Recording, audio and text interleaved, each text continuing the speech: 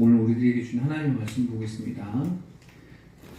고린도 후서 5장 5절부터 7절까지입니다.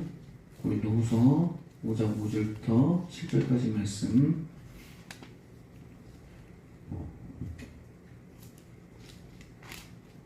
신약 290년. 짧으니까 다 함께 읽도록 하겠습니다. 같이 합독하겠습니다. 곧 이것을 우리에게 이루게 하시고 보증으로 성령을 우리에게 주시는 하나님이시라. 그러므로 우리가 항상 담대하여 몸으로 있을 때에는 주와 함께로 있는 줄을 아노니 이는 우리가 믿음으로 행하고 보는 것으로 행하지 아니함이로다. 아멘. 이 말씀 되게 좀 애매하죠? 좀 어렵기도 하고 그렇습니다. 보면은 번역하는데도 좀 힘들고 괴로움이 조금 있었습니다. 먼저 이렇게 번역을 한 걸 먼저 제가 여러분의 이해를 돕기 위해서 번역을 했습니다. 하나님께서 우리를 위해 성령의 보증을 해주셨기에 우리는 늘 담대하게 살 수 있습니다. 심지어 하나님의 집을 나와 육신 안에 갇혀 사는 동안에도 우리는 담대하게 행동할 수 있습니다. 그러므로 보이는 대로 사는 것이 아니라 믿음대로 살아가는 것입니다. 아멘. 하나님께서 우리에게 성령의 보증을 주셔서 우리가 앞에 전주에 있었던 내용이 기억하실지 모르겠지만 우리가 어디에 산다고요? 우리는 비록 이 육신으로 여기에 살지만 우리가 이 육신을 벗는 게 아니고 뭐예요? 하늘의 옷을 덧입는다고요. 하늘을 덧입어서 우리가 살아갈 수 있다. 그래서 우리는 이 세상의 규칙을 지켜가면서 동시에 하나님의 규칙도 지키면서 우리가 살아갈 수 있다. 왜냐면 우리가 이렇게 할 수 있는 것은 오늘 말씀처럼 성령이 우리를 보증해 주셨기 때문에, 성령이 우리에게 확신을 주셨기 때문에 우리가 이렇게 할 수 있다. 그래서 우리가 늘 담대하게 살아가는데, 심지어 우리가 하나님의 집에 나와서 우리의 영혼이 하나님의 집에 나와서 우리가 육신으로 왔잖아요. 육신의 옷 입고 왔잖아요. 우리도 예수님도 성육신에서 오셨던 것처럼 말이죠. 우리가 육신을 입고 왔으면 그래서 우리가 그렇게 우리가 하나님과 떨어져 있는 그 동안에도 우리는 담대하게 할 수 있다. 우리는 왜냐하면 성령의 보증을 받았기 때문에. 그래서 우리는 보이는 대로, 눈에 보이는 걸 보고 살아가는 것이 아니라 우리는 믿음대로 살아가는 사람들이다 라는 그런 내용입니다. 전주의 내용이 좀 이해가 되셨죠? 전주의 내용을 보시면 그때 되게 굉장히 중요했던 부분이 우리의 장막, 지금 우리 이 세상에 있는 장막을 벗지 않는다고 했어요. 그게 굉장히 중요하다고 그랬죠. 그게 왜 굉장히 중요하냐면 바울이 이 편지를 하나하나 쓸 때마다 이 당시 대적자들이 있었어요.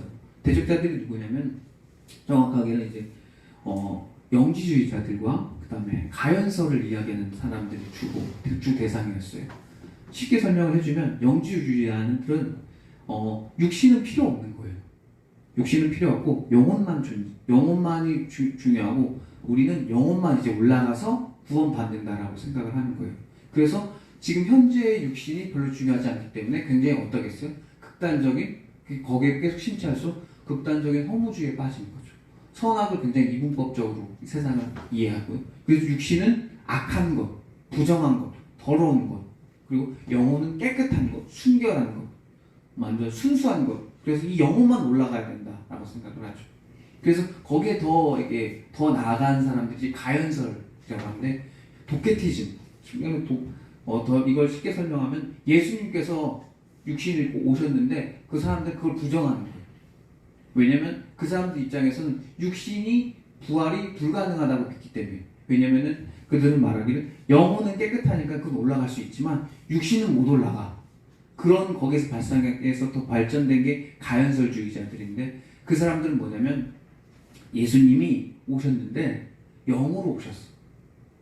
육으로 오신 걸 거부하는 사람들. 그래서 올라가는 것도 쉽게 올라갈 수 있는 거, 기적 이루는 것도 쉽게 일으킬 수 있는 거예요. 그래서 십자가에 그럼 실제로 달린 사람은 누구냐? 그럼 구레네 시몬이라는 거예요. 그 옆에서 십자가 들고 간 사람 있잖아. 그 사람이 대신 지고 하고 그 사람이 십자가에 올라갔어. 그걸 이야기하는 사람이에요. 그게 그 당시 사람들이 있었어요. 그 당시 30년대, 40년대, 50년대 요 사이 때 있었던 거예요. 그게 고린도 교회에 돌아다니면서 그 사람들이 있었던 거죠. 근데 이미 영지주의는 이미 예수님 이전부터 있었던 사람들이에요. 어디서 또 왔느냐? 플라톤 철학에서 또 왔어요. 플라톤의 철학을 좀 공부해 주신 분들은 알겠지만 동굴 안에 사람들이 갇혀 있어요. 뭘 묶여 있죠. 그래서 늘 뒤에서 빛을 막 쏴줘요.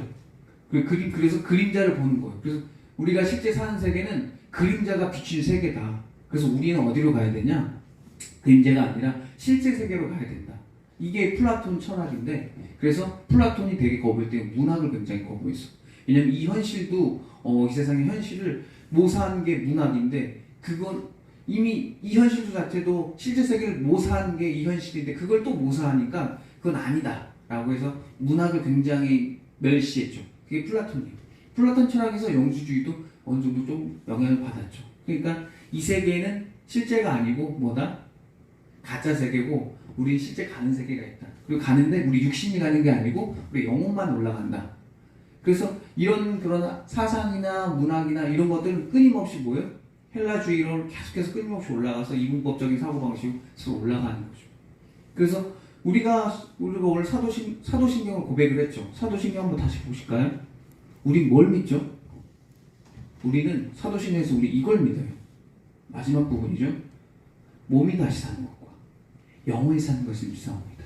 이 부분이에요. 이 사도신경이 왜 중요하냐? 왜 우리가 이걸 왜 주마다 읊고 외우냐면 우리가 이걸 믿는다는 거예요. 우리는 육신의 부활을 믿는 거예요. 우리는 예수님께서 육신으로 오셔서 그 육신이 고난당하고 상처받고 그 육신이 올라가는 거예요. 그걸 믿는 거죠. 그래서 영지주의자들, 그 당시 있던 가연설주의자들과 끊임없이 대립을 했던 거예요. 그래서 바울이 이렇게 쓰는 거예요. 육신의 옷을 벗는 게 아니라 뭐예요? 덧입는다고요. 이해가 되시죠? 그래서 그게 그 말 한 구절이 되게 중요한 거예요. 덧입는다. 우린 덧입는 거야. 우린 벗어버리는 거 아니야. 벗어버리면 뭐예요? 우리가 자꾸 벗어버리고 그것을 우리 현재의 삶과 자꾸 끊어버리면 우리도 마찬가지로 영지주의가 되는 거고 우리도 끊임없이 허무주의. 이 세상은 의미가 없죠. 여러분이 하나님이 여러분을 창조하실 때요.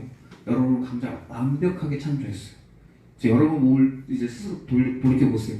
옆구리 살도 만져보고 그러면은 이게 분명히 하나님 완벽하게 창조하셨는데 살도 많이 쪘고 나는 키도 작고 나는 늙어가는데 이게 어떻게 완벽하지? 아니 완벽한 겁니다. 그 완벽한 몸이 만약에 우리가 이것을 덧입는 게 아니라 벗어버린다고 생각하려고 하면 이 육신의 창조의 그 궁적인 목적은 죽음이에요. 그죠? 하나님께서는 여러분을 만들 때 죽기 위해서 만든 게 아니에요. 영원히 살기 위해서 만든 거예요. 그래서 우리가 사도신경에서 이걸 고백하죠. 영원히 사는 것을 뭐 한다고? 믿는다고. 누구? 여러분의 몸이요. 여러분의 몸이 그걸 믿는다고요. 아, 내 몸이 영원히 사는 것을 믿는구나 라는 거죠. 요즘 근데 그거에 반대되는 문학보다는 요즘 미디어가 더 많겠죠. 그런 영상들이 많이 있습니다. 예를 들면은 옛날에는 이런 거 여러분 기억하시나요? 좀비물, 그죠? 영원히 사는데 좀비 형태로 산대요. 그죠? 본능으로 살아가는 거예요. 마치. 그러니까 이런 영원히 산다고 하면은 늘 사람 머릿속에 어떤 상상을 하게 될 거 아니에요? 어떻게 영원히 살까? 그래서 내린 어떤 영생의 방법을 보니까 또 좀비 형태가 있어요. 그죠? 그래서 좀비는 이제 본능적으로 살아가고 남의 살을 물어 뜯어서 살아가는 그런 존재가 좀비예요. 최근에 영화 우리나라에서도 킹덤 하나 있었죠. 그것도 재밌더라고요. 그리고 또는 기계 몸이에요. 기계 몸에 자신의 뭐 어떤 데이터나 정보를 집어넣어서 영원히 살아가게끔. 은하수도 999가 그런 내용이에요. 그리고 그 다른 내용들도 뭐 미래, 뭐 SF 판타지 같은 데 보면 그런 내용들이 있어요. 그리고 이건 좀 오래된 작품인데 뱀파이어류 같은 건 뭐예요?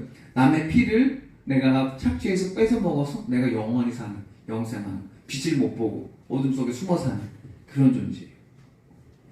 우리나라에는 구미호도 있겠네요. 생간을 먹어서 오래 사는 그런 것들이 있죠. 이런 것들이 어떤 머릿속으로는 우리 이해가 안 되니까 이걸 이해하게끔 하는 어떤 현대적인 문학 작품들이죠. 하지만 거기에 재밌게 보되 거기에 심취해서 우린 저렇게 살 건가 보다라고 오해해서는 안 됩니다. 우리가 예수님이 바울이 이제 5장 5절부터 말씀을 시작하는데 성령의 보증을 해주셨대요. 성령께서 우리 마음에 뭘 좀 확신을 주셨다는 겁니다. 저도요. 그래서 이 말씀을 듣고 퍼뜩 떠오르는 생각이 있었어요. 뭐냐면 우리 하나님 믿잖아요. 이 코로나 시기 때 여러분 이제 백신을 맞아야 되잖아요. 얀센도 있고 뭐 아스트라제네카도 있고 모더나도 있고 뭐 그게 종종 많은 주사들이 있는데 그 주사를 맞으면 어떤 사람은 잘못하면 죽기도 하잖아요. 그래서 고민이 되는 거죠. 맞긴 맞아야 되는데 맞기 싫잖아요. 그래서 뭐예요? 나 하나님 믿으니까 안 맞아도 나는 살 수 있다라고 믿는 거죠. 여러분 어때요? 여러분은 백신 안 맞아도 살 수 있습니까? 제가 이 답변 이거에 대해서 yes, no, no로 답변하기 전에 제 예전에 있었던 얘기를 좀 할게요. 제가 한 15년 전이에요. 15년 전, 94년, 한 10년 전이었나 봐요. 그때쯤에 제가 전도사로 있었을 때 헌금을 해야 되는데 그때 월말이어가지고 저는 월말에 카드값을 내야 되는데 그때 되게 힘들었었거든요. 근데 제 주머니를 뒤져보니까 한 10 얼마 정도가 있었어요.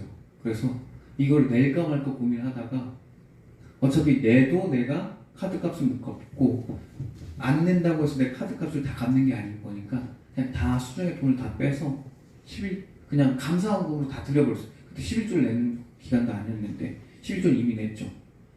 전도사 월급이 좀 작았기 때문에 그렇게 딱 냈는데 그냥 하나님이 그때 마음에 이런 마음 확신을 주시는 거예요. 이걸 내면 너가 나한테 드리면 내가 너 채워줄게 라는 이런 마음 확신을 주시더라고요. 그래서 솔직히 그때 확신이 있어서 드린 건 아니에요. 그냥 그게 투쟁이에요. 그게 믿음의 싸움이죠. 이게 진짜인가 가짜인가 모를 그런 투쟁의 마음으로 드렸죠. 그리고 나니까 며칠 있다 갑자기 아는 분께서 장모님께서 전화하시더니 너네 돈 필요하지 않냐고 하면서 100만 원을 보내주시더라고요. 너무 감사했어요. 그걸 또 갚았고 근데 저는 좀 뭔가 이렇게 석연치 않았어요. 성경에 보면 10배, 100배로 채워주신다고 했는데 정확히 10배가 되지 않는 거예요. 그래서 하나님 계산이 좀 약간 착오가 있다. 더 주셔야 되는데 한 50만 원, 60만 원 더 주셔야 되는데 그때 생각은 15만 원 얼마 정도를 드렸던 것 같은데 1,000원짜리까지 다 드렸거든요. 그래서 이런 석연치 않은 가운데 아버지께서 부르시더라고요. 오늘 와서 뭐 점심 먹고 가라는 거예요.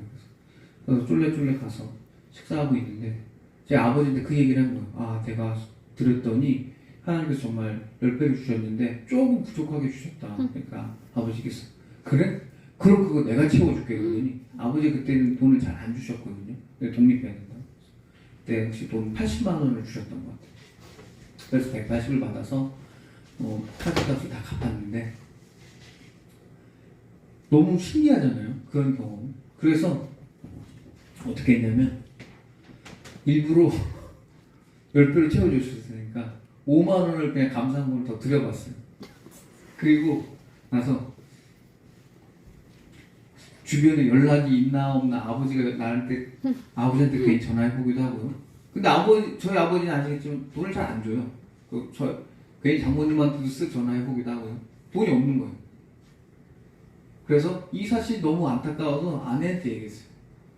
자기야, 나 그런 일이 있어서 5만 원을 따로 또 헌금했는데 안 주더라 하나님께서 10배로 안 채워줘. 그러니까 아내가 그러더라고요. 그거는 그 전에 거는 하나님이 당신과 약속을 해서 하나님께서 약속했기 때문에 내가 그것을 이행했기 때문에 그 약속을 지켜준 거고 근데 지금 이거는 네가 네 임의대로 약속해서 드린 거 아니냐. 그거는 하나님과 약속은 쌍방관계인데 이거는 약속이 아니다. 네가 멋대로 약속한 거다라고 얘기를 하는 거예요. 그때 내가 진짜 딱 치면서 최고의 신학자가 우리 아내였구나 하면서 진짜 최고의 맞아요. 우리가 임의대로 약속하는 거예요. 그건 뭐예요? 믿음이 아니에요. 그건 약속이 아니에요. 우리가 백신 맞기 싫죠? 백신 안 맞아도 나는 이제 좀 나았으면 좋겠죠? 그건 뭐예요?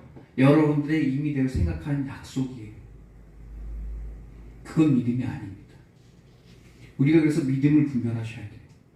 분별되지 않은 믿음은 자신의 욕망이고 욕심이고 정말 가증한 것들이에요. 그것은 절대 하나님의 모든 성취를 받을 수 없어요. 성령의 확증을 못 받아요. 정말 주님은 안 줘요. 절대로 주시지 않습니다. 왜요? 여러분들이 약속으로, 여러분들이 임의대로 한 것들, 욕심으로 한 것들은 절대 하나님은 채워주지 않습니다. 그것은 거짓이고 이선이기 때문에 그렇죠. 그래서 우리가 믿고 싶은 것을 믿는 것은 믿음이 아니에요. 믿을 수 없는 것, 보이지 않는 것, 그걸 믿는 거죠. 그래서 우리는 그 믿음의 확증을 받았기 때문에 우리가 늘 담대하게 할 수 있는 거예요. 어디 안에서? 믿음 안에서.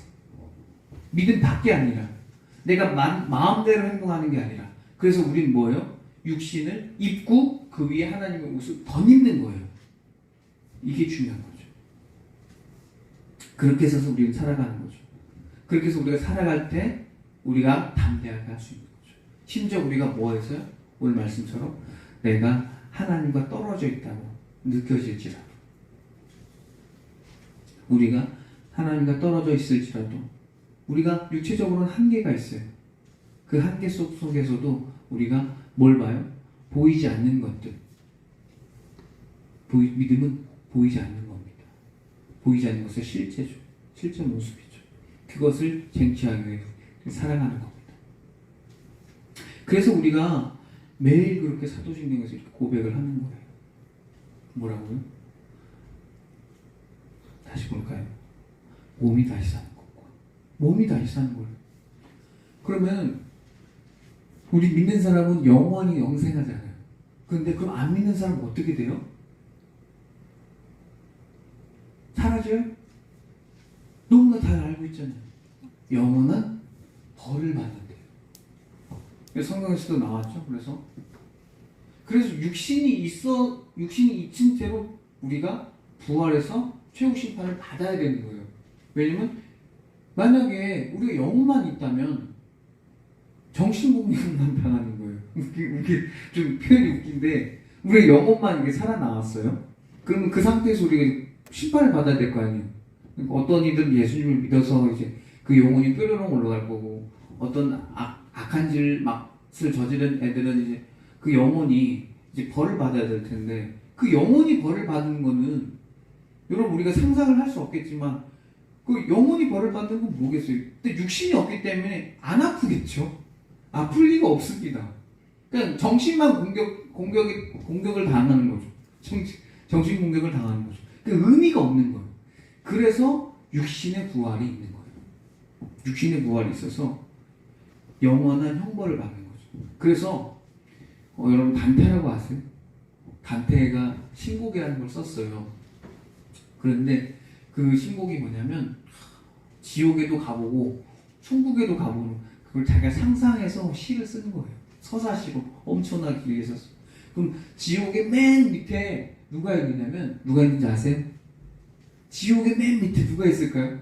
그럼 가장 이 세상에서 제일 못된 짓 한 애가 밑에 있을 거 아니에요? 누구겠어요? 신곡의 단테의 신곡에서 나온 맨 지하 맨 층에 있는 사람들. 가룟 유다. 예수님을 배신했잖아요. 그래서 가룟 유다는 거기서 케로베로스라고 해야 되나? 지옥의 개가 있어요. 머리가 3개 달려. 그 개한테 찢김을 당하는 거예요. 영원히. 그 모습을 보고 오는 거예요. 물론 이게 상상이죠. 상상이겠지만. 이 신곡의 단테도 어디서 기반했겠어요? 그 소설이 성경에서 기반한 겁니다. 그래서 그 소설이나 그런 시가 아직도 남아있는 거죠. 가능성이 있으니까. 즉 바울의 영향을 받아서 육신의 부활이구나. 사도신경도 어디서 영향을 받았어요? 바울의 영향을 받은 거예요. 바울은 끊임없이 이야기하는 거죠.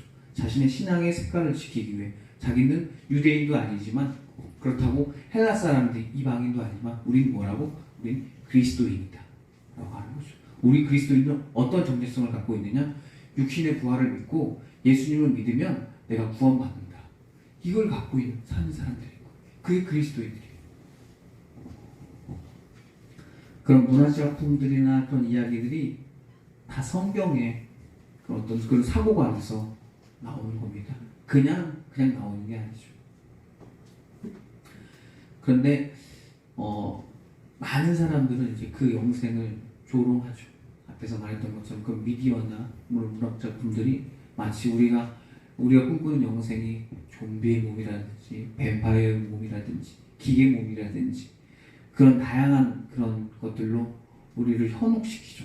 여러분 그건 재미로 보되 우리도 저렇게 살까는 절대 아닐 겁니다. 예수님께서는 우리에게 말씀하셨던 것처럼 너희들이 갈 방이 부족하냐? 갈 집이 부족하냐? 그럼 내가 하나님께 말해서 그 집을 더 만들어 달라고 할 테니까 걱정하지 말라는 겁니다. 여러분들 믿음의 확신을 가지고 사시기 바랍니다. 여러분이 믿고 싶은 걸 믿는 게 믿음이 아니고 하나님께서 내게 주신 그 약속을 믿는 겁니다. 하나님 여러분에게 약속을 주셨죠. 누구를? 예수 그리스도를 통해서. 우리가 주 예수를 믿으라 그리하면 너와 내 집에 구원을 얻겠다고 분명히 하나님께서 말씀하셨습니다. 지금 여러분의 삶이 당장은 너무 힘들고 너무 괴롭고 너무 지치고 이 가운데서도 여러분의 믿음을 놓치지 마시기 바랍니다. 그 믿음은요 약속입니다. 그래서 그 약속을 굳게 잡았다면 오늘 말씀처럼 담대하게 할 수 있는 겁니다. 담대하게 살 수 있는 겁니다. 그러면 우리가 더 이상 눈에 보이는 돈, 인간관계, 명예, 권력 이거에 여러분들이 흔들리는 것이 아니라 오로지 하나님만 보고 보이지 않는 하나님만의 그 말씀을 따르면서 살아갈 수 있는 저와 여러분이 되는 거죠. 그러려고 우리가 이 몸으로 이 시간에 어떤 이들은 어쩔 수 없이 코로나 때문에 우리가 못 나와서 온라인 통해서 예배드리지만 여러분 이제 코로나가 끝나면 여러분의 몸으로 예배당에 나아가시기 바랍니다. 주님, 우리들에게 믿음을 허락해 주시옵소서. 우리가 믿고 싶은 것이 아닌 주님께서 우리들에게 믿었으면 하는 것들을 믿게 주여 우리들에게 주님의 믿음을 우리 마음에 부어주시옵소서. 또한 그 증거로 우리에게 성령님을 허락하셔서 그 성령님께서 연약한 우리를 도와주시옵소서. 그래서 세상에서 넘어지지 않고 승리하게 하시옵소서. 어쩔 수 없이 넘어졌다면 성령님의 도우심으로 다시 일어날 힘을 허락해 주시옵소서. 이 모든 말씀 언제나 우리를 사랑하시는 나사렛 주 예수 그리스도 이름으로 기도드렸습니다.